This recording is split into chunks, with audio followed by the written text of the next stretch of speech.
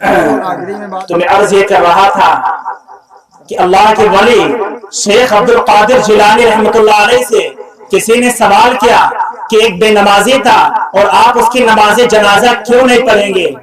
تو اللہ کے ولی فرماتے ہیں کہ مجھے ڈر لگتا ہے کہ جو بے نمازی ہوتا ہے اور مرنے کے بعد اس کے اوپر اللہ کی لعنت برستی ہے، اور اگر میں اس کی نماز جنازہ پڑھوں تو ہو سکتا ہے اس کی چیٹیں میرے اوپر بھی نہ آ جائیں۔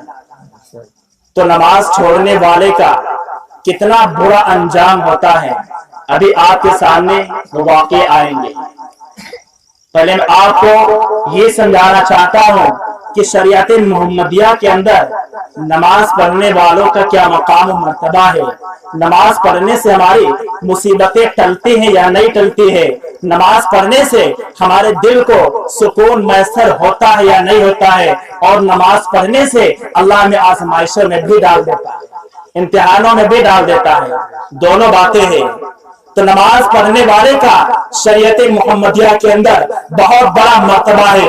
آئیے اس منظر پر غور کیجئے کہ ایک مرتبہ ایک صحابی رسول مسجد کے اندر آتے ہیں، اور آپ حضرات جانتے ہیں کہ صحابے کس کو کہتے ہیں؟ جو اللہ کے نبی کریم صلی اللہ علیہ وسلم کے زمانے میں جس نے آپ صلی اللہ علیہ وسلم کو ایمان کی حالت میں دیکھا ہو اس کو بولتے ہیں صحابی۔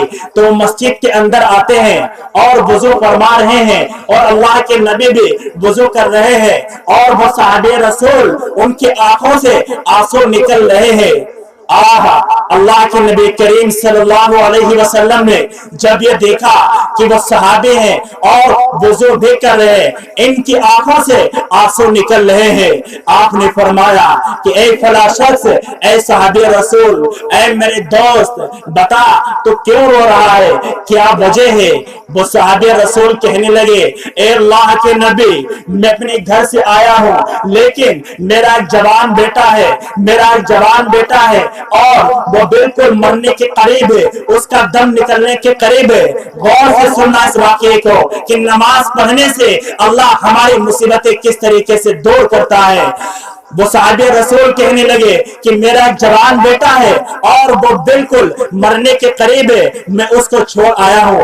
اللہ کے نبی نے فرمایا تم نے اس کی تیمارداری کیوں نہیں کی؟ وہ صحابی رسول کہنے لگے، اے اللہ کے نبی، میرا بیٹا مر جائے تو مجھے کوئی غم نہیں، مجھے غم تو اس بات کا ہے کہ آپ کے پیچھے میری ایک نماز کہیں چھوٹ نہ جائے۔